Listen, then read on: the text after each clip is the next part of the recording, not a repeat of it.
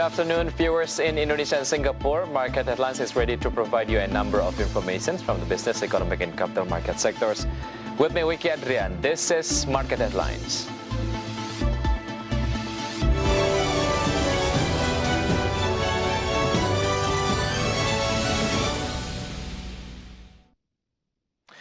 The government, through coordinating Ministry of Economic Affairs, has prepared at least 1,700 business fields for investment, both for domestic and foreign. This step is taken to accelerate economic recovery and improve business competitiveness.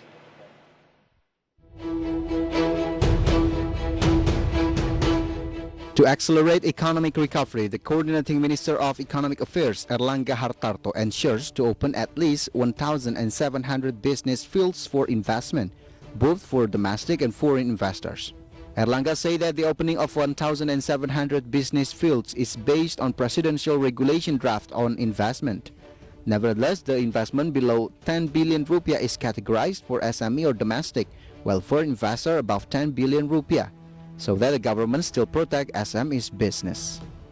Daftar prioritas investasi, di mana pemerintah mengharapkan peningkatan daya saing, dan dalam RPRPres bidang penanaman modal ini 246 bidang usaha prioritas atau berbasis KBLI itu sudah diberikan fasilitas fiskal, baik itu tax holiday maupun tax allowance. Kemudian 90 bidang usaha dialokasikan untuk kemitraan dengan koperasi dan UMKM, 46 dengan bidang usaha tertentu, dan 1.700 itu adalah bidang yang terbuka. In addition, the minister also mentioned that the government has prepared 246 priority business fields to get fiscal and non-fiscal incentives, such as tax holiday and tax allowance. The business fields include national strategic projects, capital-intensive, labor-intensive, high technology, and pioneer industry. The minister also ensures 90 business fields to be partnered with SMEs and cooperatives. From Jakarta, Ade Firmansyah for IDX Channel. Government is about to divest 9 toll road concessions by this year. This will be done as state-owned enterprise Waskita Karya, as the concessions owner have problem in liquidity. The plan was delivered by Director General of Highways of the Ministry of Public Works and Public Housing, Hedi Rahadian, in front of House of Representatives. He ensured that there will be 9 toll roads that will be divested to private companies by this year. This divestment is started from 25% to 99%. The 9 soon-to-be divested toll roads are spread across Indonesia. There are 2 in North Sumatra. There are Medan Kuala Namu Tebing Tinggi Toll Road and Kuala Tanjung Tebing Tinggi Parapa Toll Road, while the rest is in Java Island.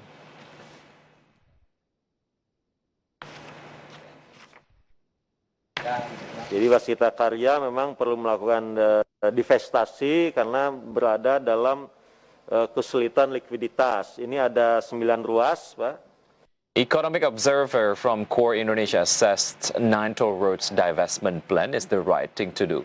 According to Observer, this is part of state-controlled company Waskita Karya's corporate action plan as the owner of toll roads concession, which recently has liquidity problem.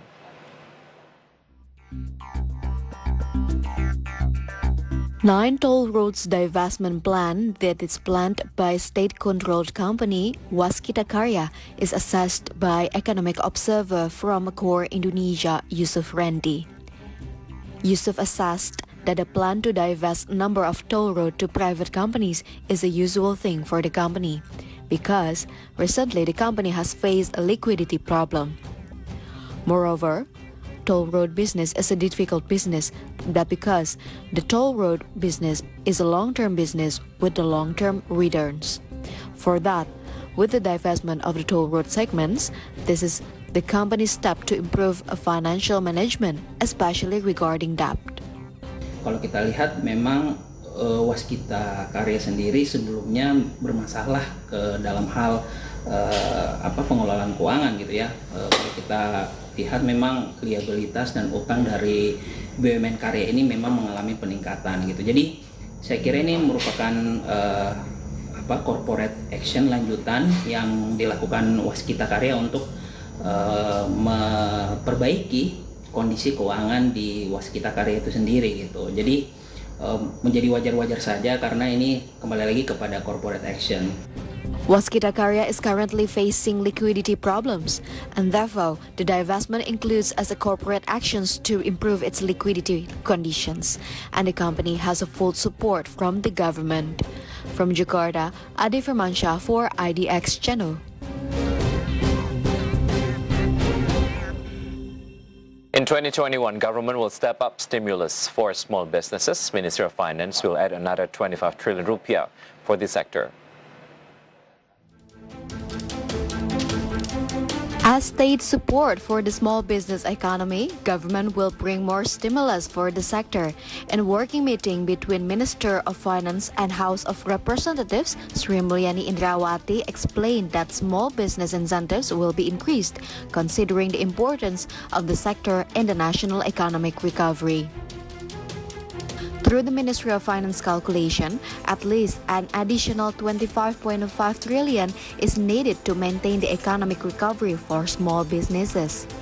This budget has been taken into account as anticipatory measure for the conditions of economic recovery.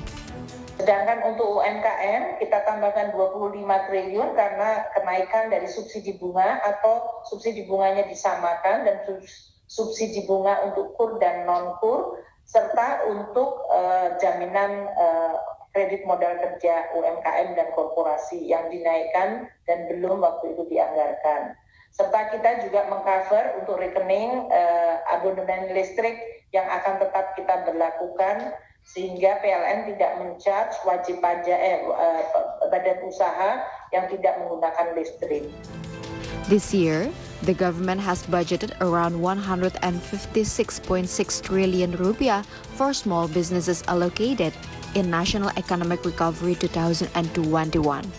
The additional budget is expected to encourage ease of financing for small businesses.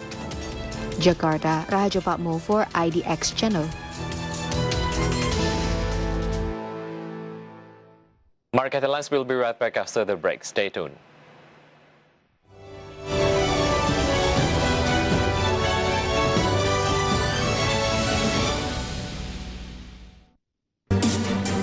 Senang sekali saya David San Ovo dan dapat hadir menemani Anda dalam program spesial dialog webinar on TV.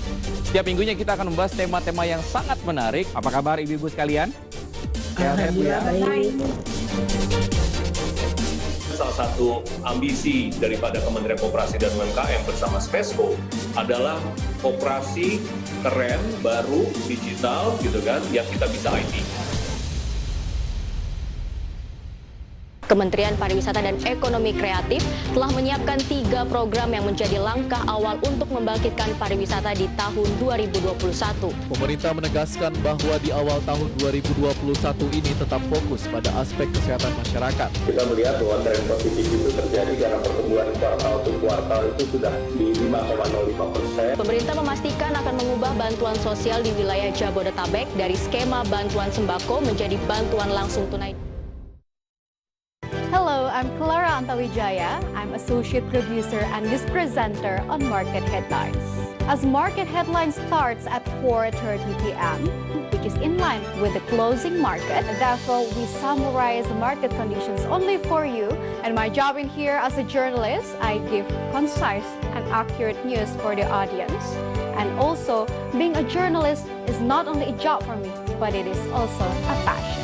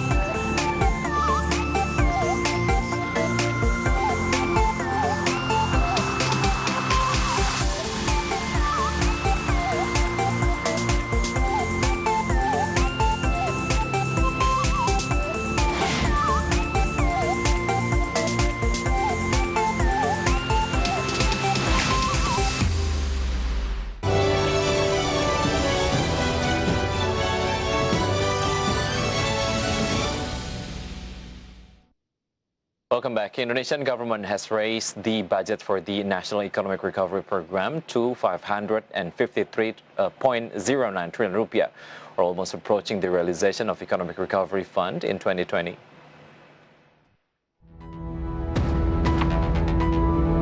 The Indonesian government has raised the budget for the National Economic Recovery Program to 553.09 trillion rupiah, or $39.4 billion, increasing fiscal support for struggling to contain its coronavirus outbreak. Coordinating Minister of Economic Affairs Erlangga Hartarto stated that in plenary cabinet meeting, the government has decided the budget size to be 553.09 trillion rupiah. It means the government sees that economic recovery in 2021 needs a similar support than in 2020.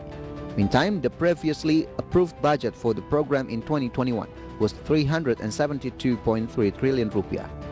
In his presentation, Erlangga unveiled plans to quadruple health spending to 104.7 trillion rupiah.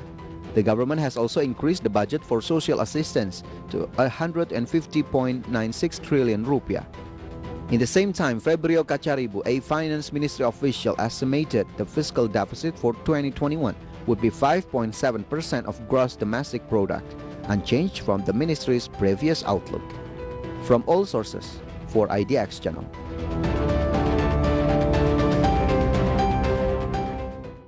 The government continues to make efforts to accelerate economic recovery. Trillions of rupiah have been allocated to support these efforts. To know more clearly about this, let's dive at the following infographic in infographic session on Market Headline. This is total funds for national economic recovery. In 2020, the total funds allocation as much as 695.2 trillion rupiah, but the final funds realization 579.79 trillion rupiah. Meantime, in 2021, government allocated the total fund allocation 403.9 trillion rupiah. Meantime, the final funds allocation 553.09 trillion rupiah. Coordinating Minister for Economic Affairs Erlangga Hartarto said that the allocation of funds for national economic recovery is increasing because the government saw that the Indonesian economy still needed support for recovery. Therefore, the government has increased the projected allocation for national economic recovery by an amount that is almost the same as the realization in 2020. It means that the government sees that economic recovery in 2021 requires the same support as 2020, in line with the vaccination program, which will take 1 year to achieve herd immunity.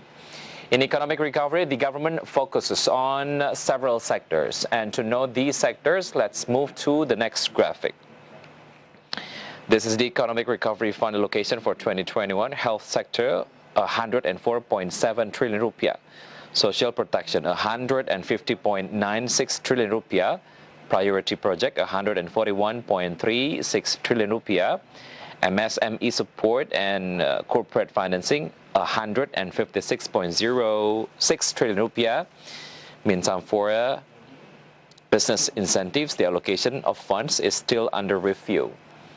DBS Bank economist Ki Yan Yu predicts Indonesia's economic growth will return to positive, grow 4% next year. He believes to improve the national economy, Indonesia does not have to rely too much on the tourism and transportation sectors, but reviving the domestic economy is precisely what is crucial. Then with the start of vaccination, it is hoped that the Indonesian government will not need to repeat the strict social restrictions that have battered many companies during the pandemic period. Apart from vaccinations, economic stimulus from the government and the job creation law are expected to be additional vitamins for Indonesia's economic recovery. Meanwhile, from various targeted sectors, of course, the health and social protection sectors are the main sectors that must be prioritized. For clarity, let's check it through the next graphic.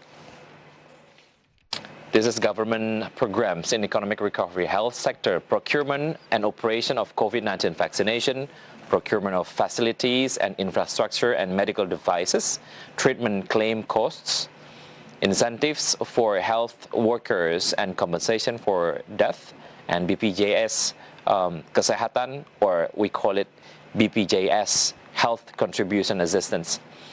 And the next thing is social protection, Hope Family Program, Basic Food Card, Pre-Employment Card, Village fund direct cash assistance and cash social assistance, distance learning quota subsidy, and electricity subsidy. Health Minister Budi Gunadi Sadikin ensured that the health sector must be priority to recover the economy from the crisis caused by the COVID-19 pandemic. The minister added that the rate of transmission of the coronavirus must be reduced first so that people are not exposed to the COVID-19 when carrying out economic activities.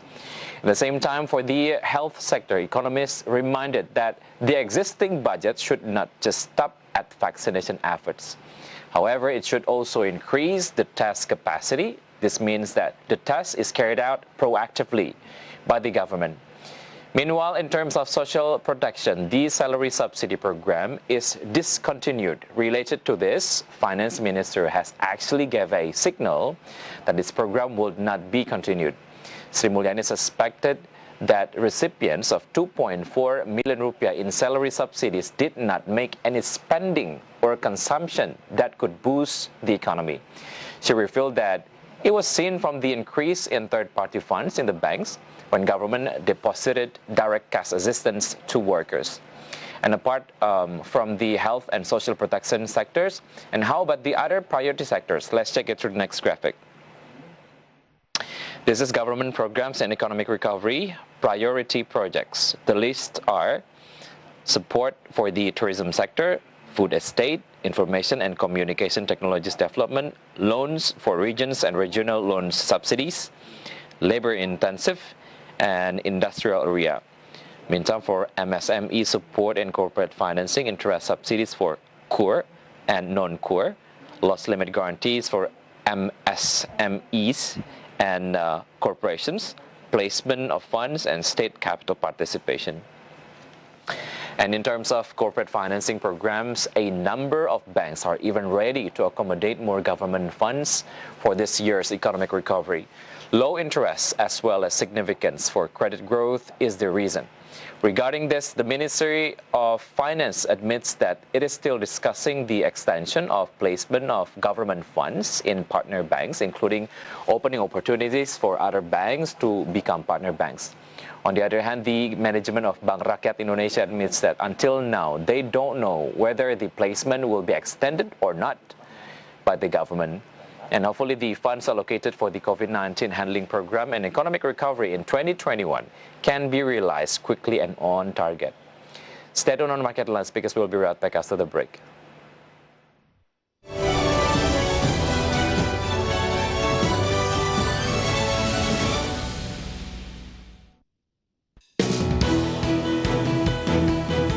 IDX Channel, the Indonesia Stock Exchange channel, is the authorized capital market channel in Indonesia.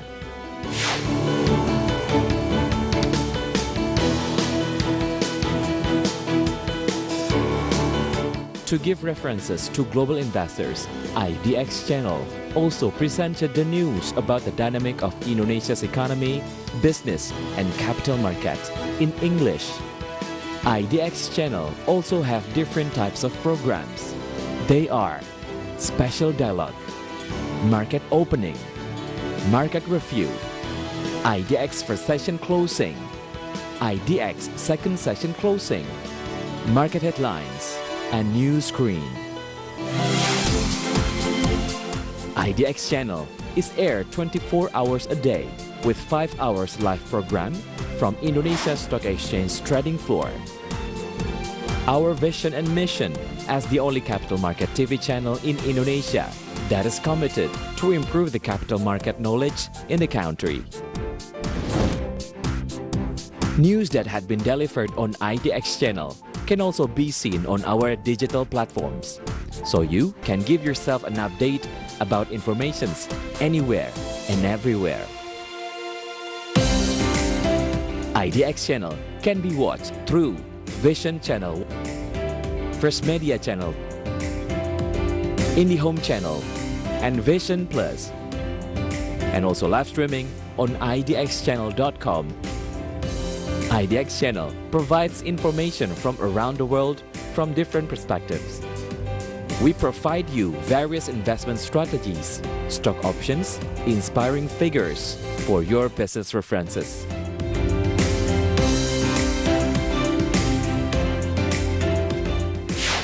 IDX Channel, your trustworthy economic, business, and capital market channel.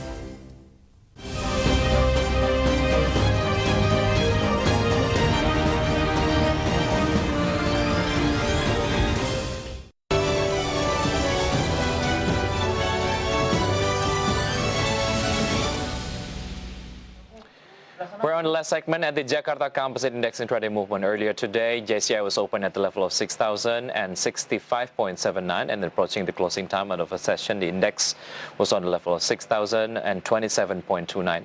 The index was showing a weakening trend, but the second session closing time index was closed at the level of 5,979.39. In short, JCI went down 2.12%. And next, we are going to see the sectoral movement leading the dynamics of today's trading. We got trade as the leader of the strengthening trend that went up 0.09%. And we got mining as the leader of the weakening trend that went down 4.34%. Infrastructure went down 3.94%, and basic industry went down 3.29%. And moving on to top gainers and top losers, here are the key highlights from today's trading session. BBCA went up 1.62% to the level of 34,500 per share. Harum went up 5.32% to the level of 5,150 rupiah per share. Mika went up 2.88% to the level of 2,860 rupiah per share. And ERA went up 1.87% to the level of 2,720 rupiah per share. Meantime, the top losers for today's trading, we've got Antam went down 6.67% to the level of 2,380 rupiah per share. BRIS went down 6.76% to the level of 2,620 rupiah per share. BBRI went down 3.25% to the level of 4,470 rupiah per share. WSKT went down 6.75% to the level of 1,520 rupiah per share. And this is the intraday movement of rupiah towards US dollar. Opened at the level of 14,119. Rupiah was also showing weakening trend by this, towards US dollar and was closed at the level of 14,062. In summary, rupiah went down 0.21%.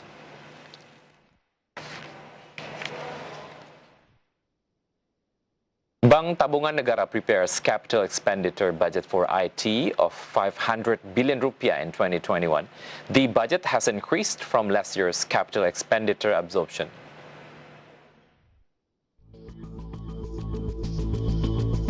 Bank Tabungan Negara prepares capital expenditure budget for IT of 500 billion rupiah in 2021. The budget has increased from last year's capital expenditure absorption. Actually, the company has budgeted an IT capital expenditure of 500 billion rupiah in 2020. However, until the end of the year, the absorption was only around 80%. Bank Tabungan Negara IT Director Andi Nirwanto said that the capital expenditure would be focused on increasing capacity and improving the main systems that support the distribution of home ownership loans. Meantime, development of digital channels to facilitate customers onboarding and to fulfill end-to-end transaction needs. Andi stated this was part of the digital development of the BTN ecosystem, which focuses on the housing business. The development of mobile banking and internet banking continues to be carried out to answer the needs of modern bank BTN customers. From all sources, for IDX Channel.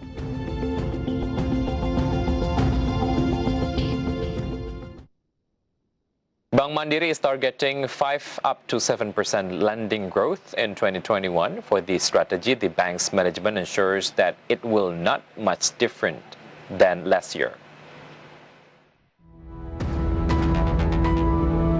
Banks in Indonesia are quite conservative in setting credit targets for 2021. Even though the COVID-19 vaccination has started, economic conditions are expected to not fully recover this year. One of them is Bank Mandiri, which targets credit growth on a bank-only basis of around 5 to 7% this year. Rudi Asaturida, Corporate Secretary of Bank Mandiri, said that Bank Mandiri's lending strategy will not be much different from 2020 because this year is still in a pandemic condition. In line with the projected credit growth projection of 5 up to 7%, Bank Mandiri also opens opportunities for future cuts in loan interest rates following market developments. In addition, Bank Mandiri will also consider leading sectors in each region of Indonesia.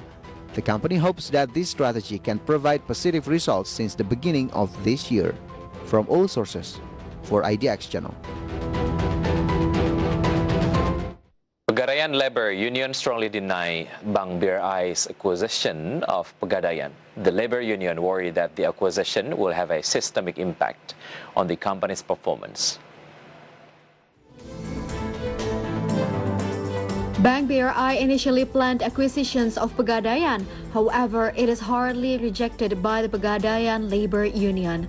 The chairman of Pegadaian Labor Union, Ketut Suhardiono, said that Pegadaian and Bank BRI have a very different market share, and therefore acquisitions is predicted to weaken company's performance systemically. Ketut added, if the government wants to encourage small businesses to grow by involving banking access with lower interest, this can be done with the synergy of state-owned enterprises without making any acquisition. Keinginan untuk integrasi data bantuan dan bunga murah yang akan didapatkan. Saya akan mencoba dari bunga murah dulu. Nah, apakah bunga murah ini diperlukan saat ini oleh Pegadaian? Itu saya kira belum saat ini. Karena apa? Karena memang Pegadaian tidak ada isu dengan permodalan. Ketut explained Pegadaian has a good rating, making it easier for the company to get funding. He emphasized Pegadaian has no problem related to the capital issues. Jakarta, Rizka Ayu, Dharma Pandularas, IDX Channel. Step aside from market condition as coronavirus pandemic takes big role on current economic situation. And here is an update data about coronavirus globally.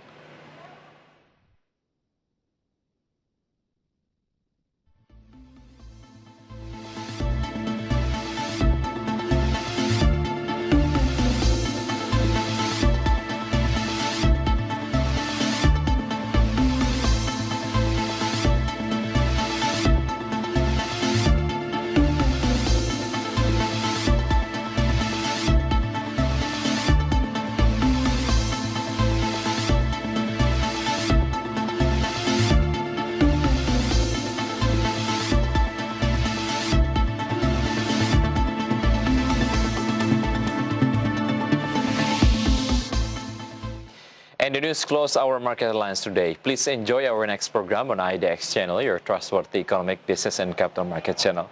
I'm Wicky Adrian. Have a nice evening and stay safe.